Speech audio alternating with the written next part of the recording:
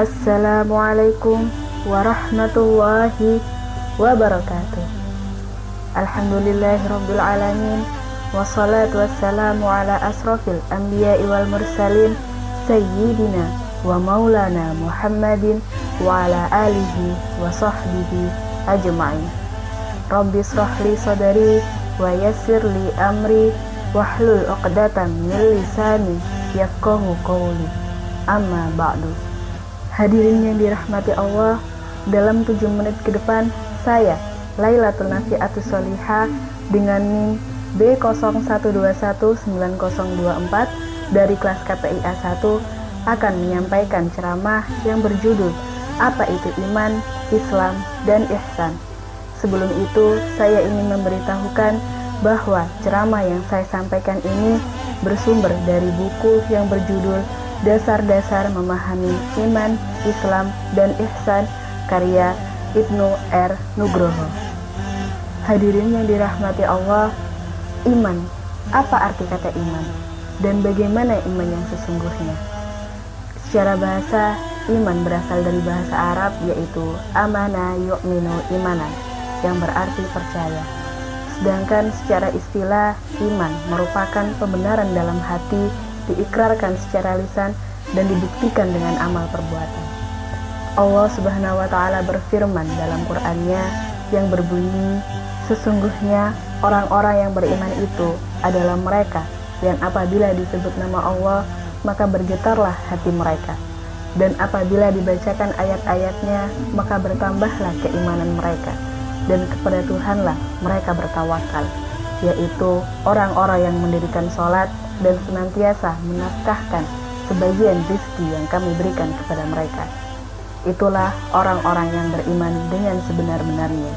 Quran Surat Al-Anfal ayat 2-4. Hadirin yang dirahmati Allah, berdasarkan ayat tersebut kita dapat mengetahui bahwa terdapat 4 ciri sifat orang yang beriman dengan sebenar-benarnya. Apa saja itu? Sifat yang pertama yaitu orang beriman senantiasa melakukan apa yang diperintahkan oleh Allah dan menjauhi apa yang dilarang oleh Allah Subhanahu wa taala. Kemudian sifat yang kedua yaitu orang beriman akan senantiasa bertambah kepercayaannya kepada Allah Subhanahu wa taala. Kemudian sifat yang ketiga yaitu orang yang beriman senantiasa bertawakal kepada Allah Subhanahu wa taala, karena mereka merasa bahwa tidak ada yang bisa diharapkan selain berharap kepada Allah Subhanahu wa taala. Kemudian sifat yang keempat, orang yang beriman senantiasa melakukan amal perbuatan baik, yaitu mendirikan sholat dan senantiasa bersedekah.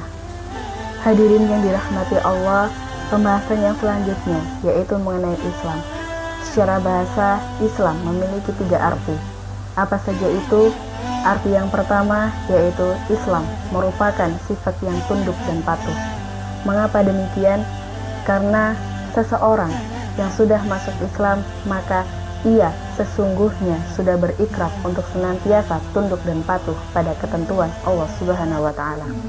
Kemudian arti yang kedua yaitu Islam merupakan sesuatu yang dapat menghadirkan kedamaian dan ketenangan. Kemudian arti yang ketiga yaitu Islam merupakan sesuatu yang dapat menghadirkan rasa kebahagiaan tertinggi dalam kehidupan seorang muslim. Jadi hadirin yang dirahmati Allah, berdasarkan ketiga arti tersebut, kita dapat mengetahui apakah keislaman kita sudah sempurna atau belum. Jika kita saja masih belum patuh dan tunduk kepada ketentuan Allah, maka jangan harap kita bisa mendapatkan rasa damai dan tenang, bahkan kebahagiaan yang paling tinggi dalam kehidupan kita. Baik hadirin yang dirahmati Allah, sekarang kita berada pada penjelasan terakhir yaitu mengenai ihsan. Apa itu ihsan? Dalam salah satu hadis Nabi dari Abu Hurairah radhiyallahu an, beliau berkata bahwa ada seorang laki-laki yang datang kepada Rasul dan bertanya, apa itu ihsan?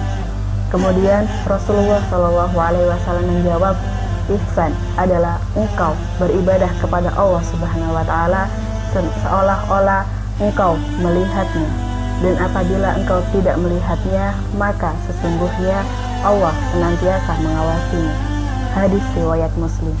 Berdasarkan hadis tersebut, dapat kita ketahui bahwa seseorang yang ihsan akan senantiasa menjadikan seluruh aktivitasnya sebagai sebuah ibadah yang seakan-akan disertai oleh Allah Subhanahu wa taala dan senantiasa diawasi oleh Allah Subhanahu wa taala. Apakah kita tidak malu jika melakukan hal buruk di hadapan Allah Subhanahu wa taala? Na'udzubillahi min dzalik. Oleh sebab itu, hadirin yang dirahmati Allah, marilah kita senantiasa meningkatkan keimanan, keislaman, dan keihsanan kita. Dengan cara apa? Yaitu dengan cara senantiasa melakukan segala sesuatu yang baik dan menjauhi segala sesuatu yang buruk.